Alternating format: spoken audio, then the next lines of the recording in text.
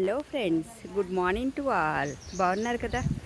ఈరోజు మీకు ఒక అద్భుతమైన పిరమిడ్ని చూపించనా?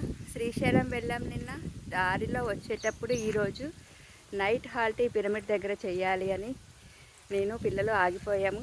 ఎందుకు అంటే ఇది ఒక అద్భుతమైన పిరమిడ్ ఫ్రెండ్స్. పిరమిడ్స్ అన్నీ అద్భుతమైనవే. ఒక్కొక్క పిరమిడ్కి ఒక్కొక్క స్పెషాలిటీ ఉంటుంది. చూడండి, ఇటువైపు అంతా గ్రీనరీ, ఇటువైపు అంతా రెడ్ ఫ్లవర్స్. ఇలా స్టార్ట్ అవుతుంది పిరమిడ్ ఎంట్రీ. దీన్ని అష్టాదశ ఓంకారేశ్వర పిరమిడ్ అంటారు.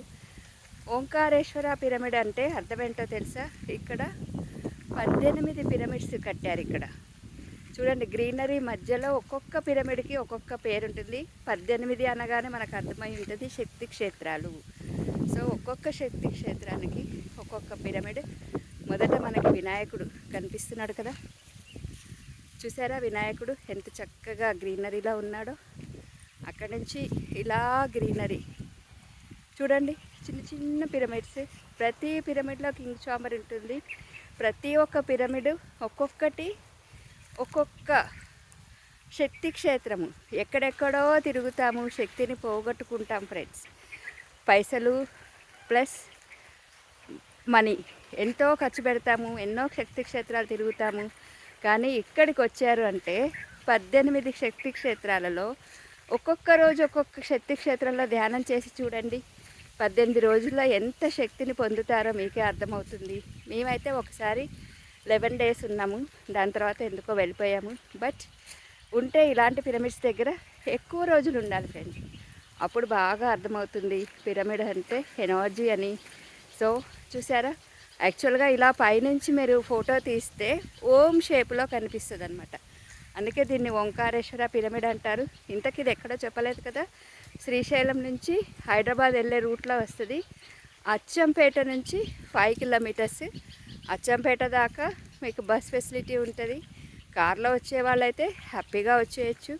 హైదరాబాద్ నుంచి 2.5 అవర్స్, మోస్ట్లీ 2.5, అంతే. 135 కిలోమీటర్స్ ఉన్నట్టుంది.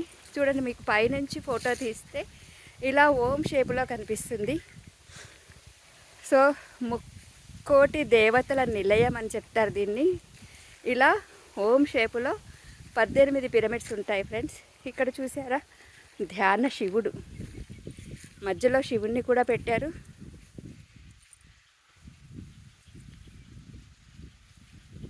చూడండి, ఇవన్నీ ఇలా ఒక ప్రాంగణంలో 18 పిరమిడ్స్ ఉన్నాయి. దీంట్లోనే ఒక 4-5 ఫ్యామిలీస్ కూడా ఉంటారు చక్కగా మనకి చూసుకోవడానికి.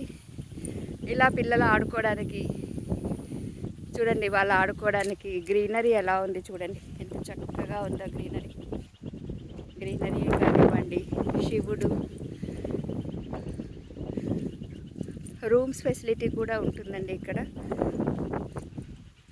ఏదైనా నైట్ అవుట్ చేయాలి అనుకుంటే రూమ్స్ ఉంటాయి. డార్మెటరీ కూడా ఉంటుంది.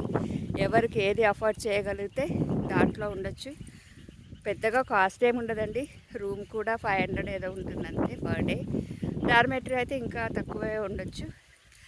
3 పూట్ల ఫుడ్ అరేంజ్ చేస్తారు వాళ్ళే. సో చక్కగా ఎవరైనా ధ్యాన సాధన చేసుకోవాలి అనుకుంటే, గ్రూపుగా రావాలి అనుకుంటే హ్యాపీగా రావచ్చు ఫ్రెండ్స్. ఫ్రెండ్స్తో కలిసి రండి.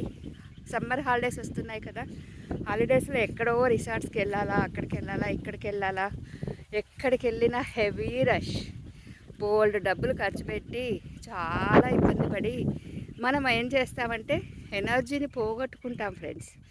ఇక్కడికి వస్తే ఏమవుతుంది, హైదరాబాద్కి దగ్గరలో ఎన్నో రిసార్ట్స్ అని పరుగులు పెడతారు కదా.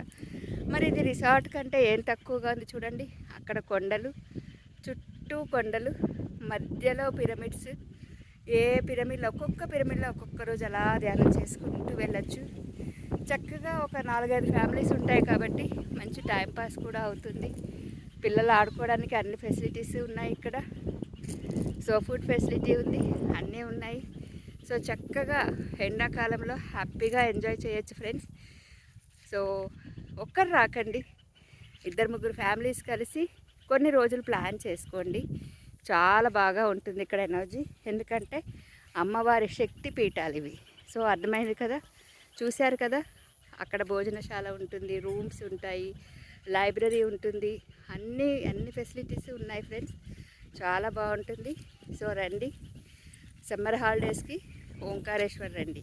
ఓకేనా? Thank you, bye.